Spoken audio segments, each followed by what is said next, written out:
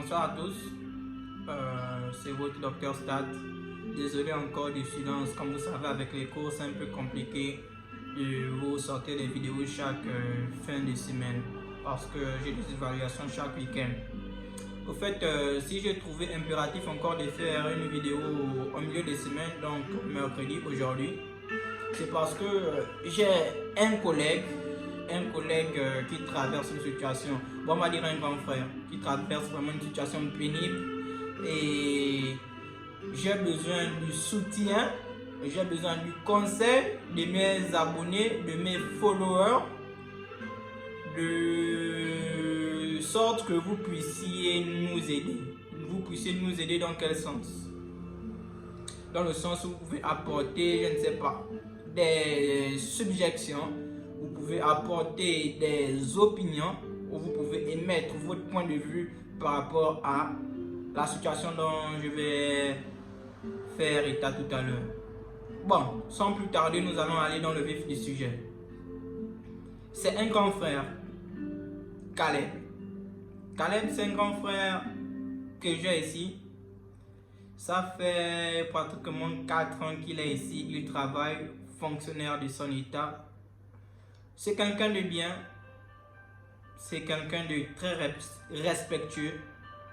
C'est quelqu'un que j'admire.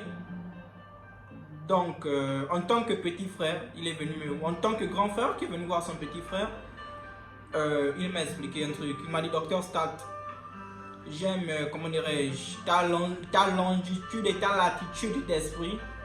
Donc, s'il te plaît, essaie de m'édifier. Mais j'étais dans l'incapacité de répondre au grand pourquoi. Parce que la situation était vraiment triste et regrettable en même temps. Caleb, c'est quelqu'un qui était aux États-Unis avant d'être ici. Il était aux États-Unis. Il a rencontré une fille aux États-Unis. Ils étaient à Washington. Une Gabonaise. Le grand Caleb aussi, c'est un Gabonais. Il a rencontré la fille dans un shop de Washington. Ils ont fait connaissance, ils ont échangé. D'après lui, c'est une très belle femme. En tout cas, vous connaissez les Gabonaises. Grande, jaune banane, comme on a pour habitude de si bien dire au pays. Avec une démarche de panthère. Un potentiel fessier pas possible. Une poitrine d'ange.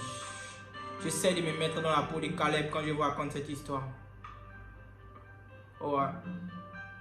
Histoire tragique. Caleb a fréquenté la fille.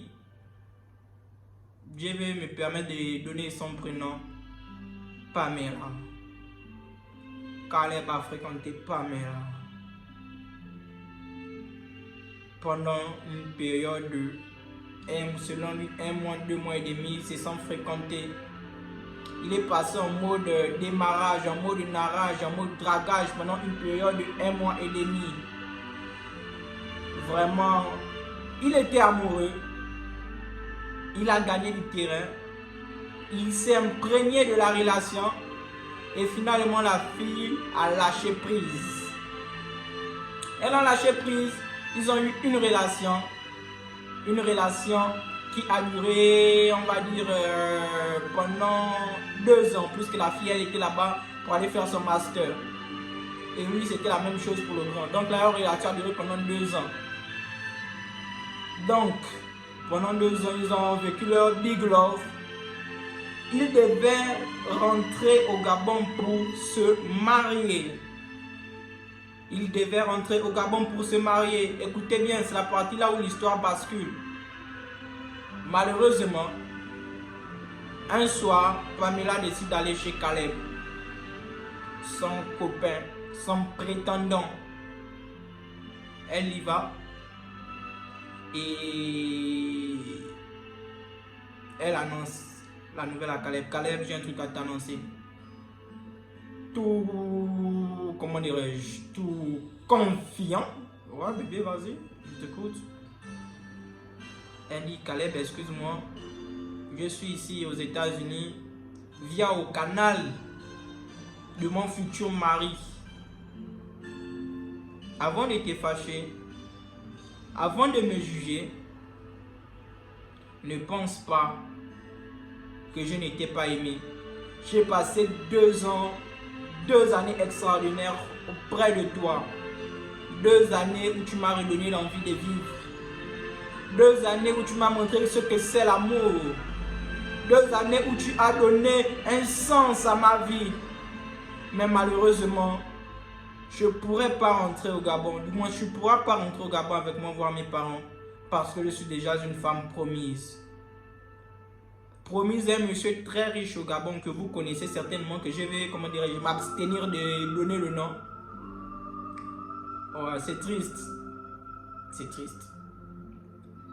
Caleb dira à sa meuf, mais c'est vrai, je te comprends. Tes parents t'ont promise à ce monsieur. Mais tu es une haute tête, tu es une cadre, tu es une dame respectueuse, tu es titulaire d'un master, un master en politique. Pourquoi te sens-tu obligé? Elle répondit, ce monsieur a financé mes études depuis le lycée. De tous ses frères, ils ont tous laissé l'école.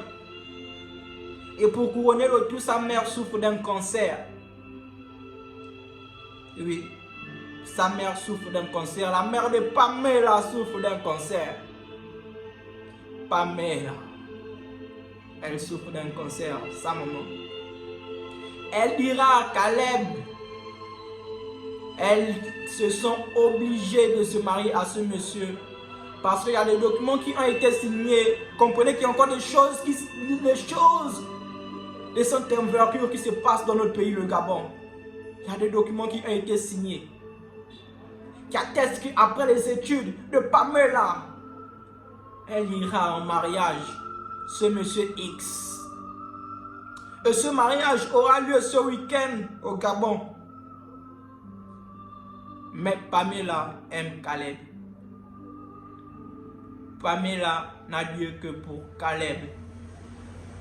Aujourd'hui, Caleb est désorienté. Pamela est désorientée.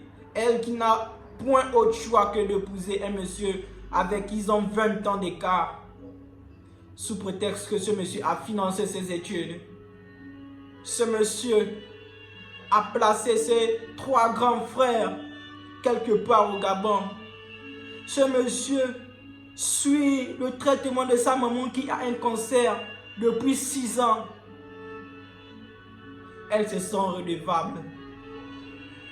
Pamela a sacrifié son bonheur, son avenir